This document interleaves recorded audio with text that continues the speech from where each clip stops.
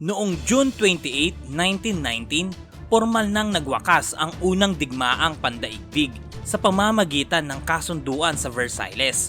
Subalit ang kasunduang ito na inaasahang makapagpapanatili ng kapayapaan ay naging mitya pa ng isang panibagong digmaan. Sa videong ito ating talakayin ang mga pangyayaring naganap noong ikalawang digmaang pandaigdig, ang mga dahilan ng pagsiklab nito, ang mga pangyayari noong digmaan at ang paghupa ng karahasan.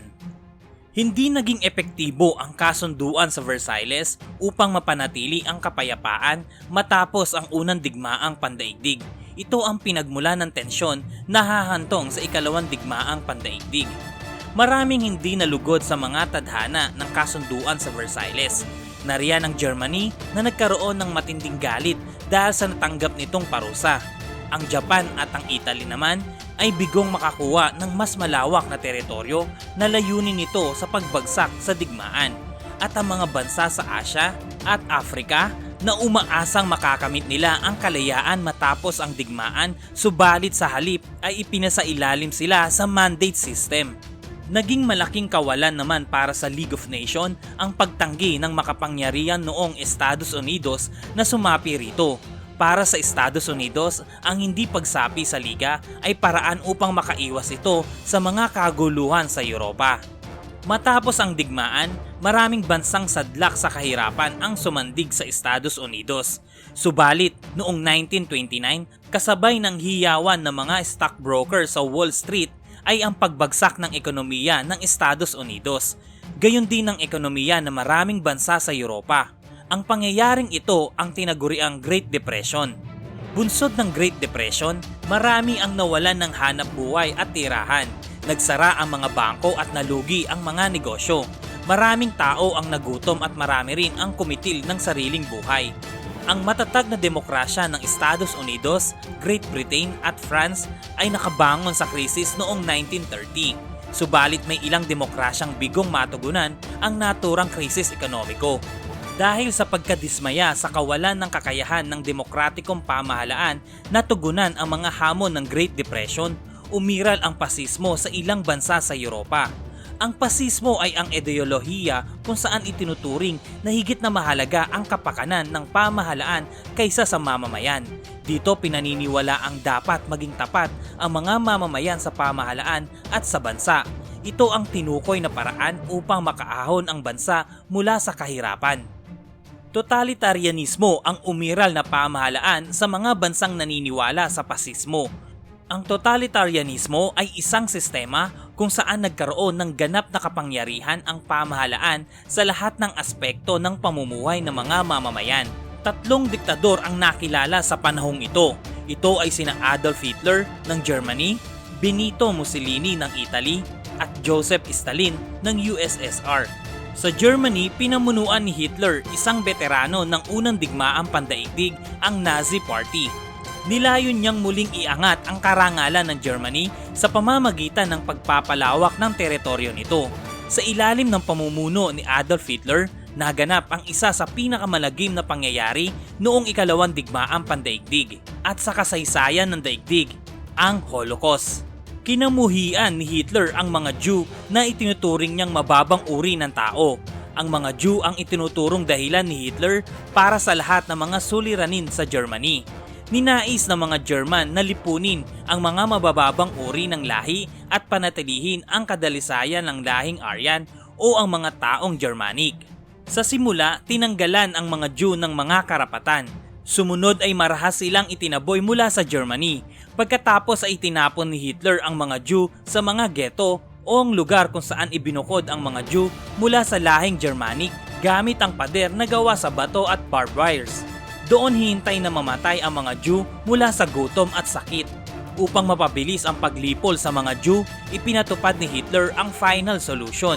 Sa ilalim ng patakarang ito, may mga Jew na agarang pinatay sa kanilang mga bayan. May ilang dinala sa mga concentration camp upang doon ay gawing alipin, pag-eksperimentuhan at paslangin. At ang iba naman ay pinadala sa execution camps, kung saan maramihang pinaslang ang mga Jew sa gas chambers gamit ang cyanide. Marami sa concentration camp ang itinatag sa Poland at Germany. Sa kalaunan ay nakapagtatag din ng concentration camp sa mga nasakop na bansa ng Germany. Ang pinakamalaking extermination camp ay itinayo sa Auschwitz. Matapos ang ikalawang digmaang pandaigdig, tinatayang may 6 na milyong katao ang namatay sa Holocaust. Umabot hanggang sa Asya ang epekto ng Great Depression. Sa Japan, maraming mamamayan ang nawalan ng hanap buhay at naghirap. Upang lutasin ang pagkalumok ng ekonomiya ng Japan, iminungkahi ng mga pinunong militar nito ang pananakop ng mga teritoryo sa Asya. Nilayon nilang magtatag ng imperyo sa Asya sa ilalim ng pamumuno ng kanilang emperador na si Hirohito. Sa ganitong paraan nila ipinamalas ang nasyonalismo. Taong 1931 nang sinakop ng hukbong sandatahan ng Japan ang Manchuria. Ipinagwalang bahala nito ang protesta ng League of Nations at sa halip ay tumiwalag mula sa Liga. Ito ang unang banta ng bagong kamit na kalayaan at ang una ring pagkakataon na hinamon ng isang bansa ang kapangyarihan ng League of Nations. Dulot ng kawalang aksyon ng League of Nations sa agresyon ng Japan ay nasundan pa ito ng iba pang paglabag sa kasunduan. Samantala, ipinatupad naman ng Great Britain at France ang patakaran ng appeasement o pagpapanatili ng kapayapaan sa harap ng mga paglabag ng Germany sa kasunduan sa Versailles. Alinsunod din sa patakarang appeasement ang pagganap sa Munich Conference sa pagitan ng Germany, Great Britain, France at Italy noong September 29, 1938 na pagkasunduang mananatili sa Germany ang Sudetenland sa kondisyong ititigil na nito ang pananakop ng mga bagong teritoryo. Samantala, upang patatagin ang puwersa laban sa Germany, nakipagkasundo ang France at Great Britain kay Joseph Stalin ng USSR. Lingid sa kaalaman ng dalawa, lihim na lumagda ang USSR at Germany sa Non-Aggression Pact noong August 23, 1939. Hindi ikinatuwa ni Stalin ang hindi pagsali rito sa komperensya sa Munich. Pinangakuan din ng Germany ang USSR ng teritoryo. Hindi tumapad ang Germany sa kasunduan sa Munich. Noong September 1, 1939, sinalakay ng Germany ang Poland gamit ang estratehiyang Blitzkrieg o ang tinatawag na Lightning War. Mabilis at biglaang sinalakay ng Germany ang Poland.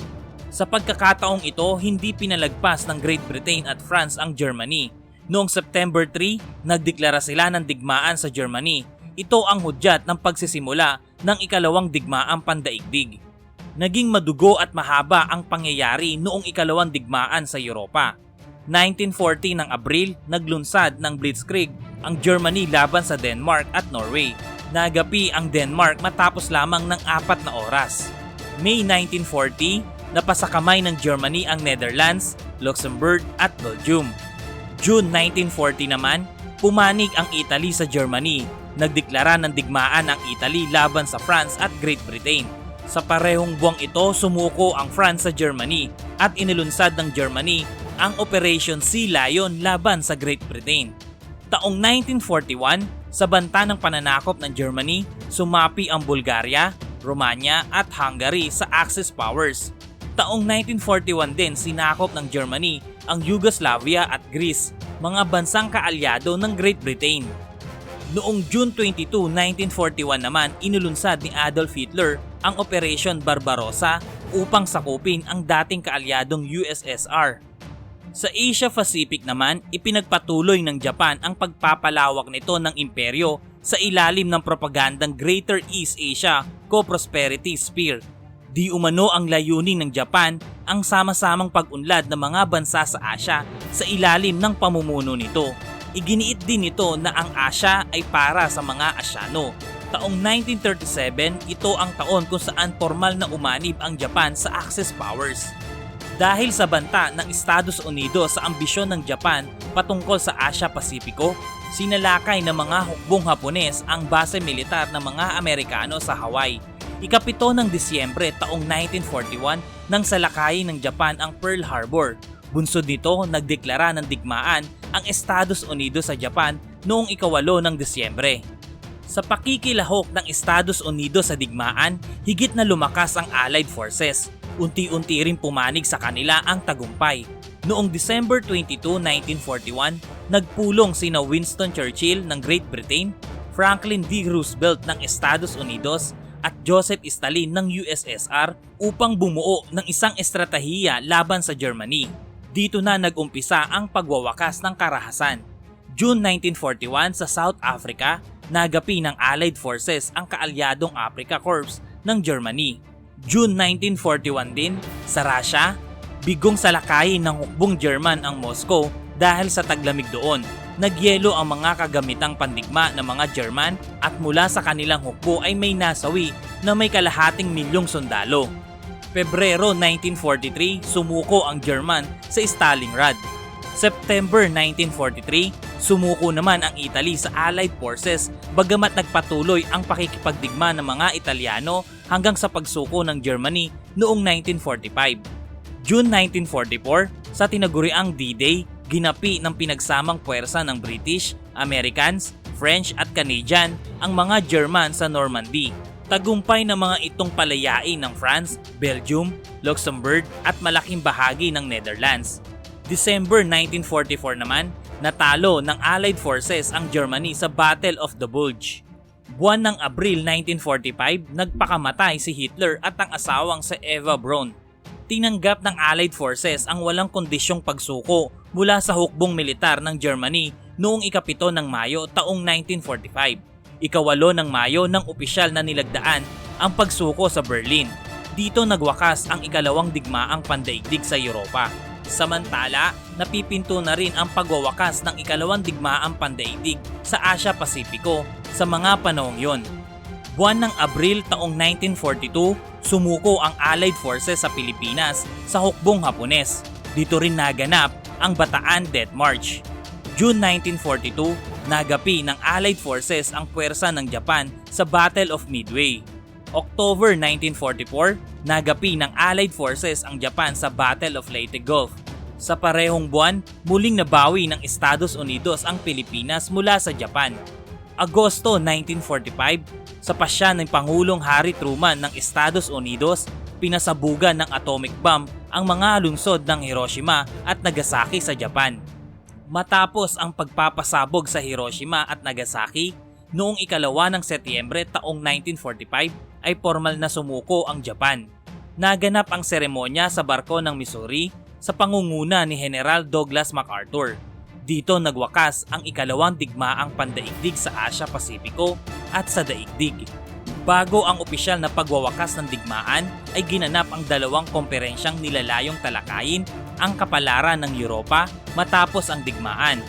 Ang komperensya sa Yalta noong February 1945 at ang komperensya sa Potsdam noong July 1945. Ang unang komperensya ay dinaluhan ni Stalin, Churchill at Roosevelt at ang ikalawa naman ay sina Stalin, Churchill at ang humalili sa yumaong si Roosevelt na si Harry Truman. Sa ilalim ng dalawang komperensya, napagpasyahan ang mga sumusunod. Una, demilitarisasyon sa Germany. Ikalawa, paghahati ng Germany sa kanlurang Germany sa ilalim ng Estados Unidos at silangang bahagi ng Germany sa ilalim ng USSR. Ikatlo, pagbabayad ng Germany ng bayad pinsala. At ang hikauli ay ang pagbibigay ng mga nasakop na teritoryo ng Japan. Marami namang pagbabago ang naganap sa daigdig dulot ng ikalawang digmaang pandaigdig. Una, pinsala sa buhay at ari-arian. May 40 milyong Europeans ang nasawi sa digmaan. 2/3 nito ng kabuuang bilang ng mga nasawi noong digmaan. Maraming lungsod ang nawasak tulad ng London, Warsaw, Berlin, Hiroshima, Nagasaki at Maynila. Ang ikalawa naman ay ang pagkamit ng katarungan. Niliti sa Nuremberg Trials ang mga paglabag ng karapatang pantao noong Holocaust sa Germany. 12 sa 22 nasakdal na opisyal ng Nazi ang pinatawan ng parusang kamatayan. Pinagbayad ang Germany ng $20 billion bilang bayad pinsala. Nagbigay rin ng bayad pinsala ang Italy sa mga naging biktima ng digmaan. Sa Japan, pinarusahan ng kamatayan ang 7 opisyal ng Hapon na sangkot sa digmaan kabilang si punong ministro Hideki Tojo. Ikatlo, pagkakatatag ng United Nations. Bunga rin ng komperensya sa Yalta, itinatag noong October 24, 1945 ang United Nations. Ito ay isang samahang pandaigdig na layunin protektahan ang mga kasapi nito mula sa agresyon at panatilihin ang kapayapaan. Binuo ito ng 50 kasapi sa pagkakatatag nito. Ika-4, pagbabago sa pamahalaan. Sandaling napasailalim ang Japan sa Estados Unidos. Sa panahong ito, binago ng Estados Unidos ang konstitusyon ng Japan at itinatag ang isang constitutional monarchy. Pinaamin ang emperador ng Japan na nooy tinuturing na banal, na hindi siya Diyos. Ang emperador ang tumatayong monarkong konstitusyonal, isang simbolo ng Japan. Samantala, itinatag ng USSR ang komunistang pamahalaan sa Poland, Czechoslovakia, Hungary, Yugoslavia, Romania at Bulgaria. Sa bidyong ito ay ating tinalakay ang sanhi, mga kaganapan at pagwawakas ng ikalawang digmaang pandaigdig, partikular na sa Europa. Sa susunod na video ay ating tatalakayin ang ikalawang digmaang pandaigdig, partikular na sa Asya, kung saan kabilang ang ating bansa. At bilang pagtatapos ay nais ko kayong tanungin, paano binago ng ikalawang digmaang pandaigdig ang kasaysayan ng mundo? Kung meron kayong kasagutan, malaya nyo lamang itong ilagay sa comment section.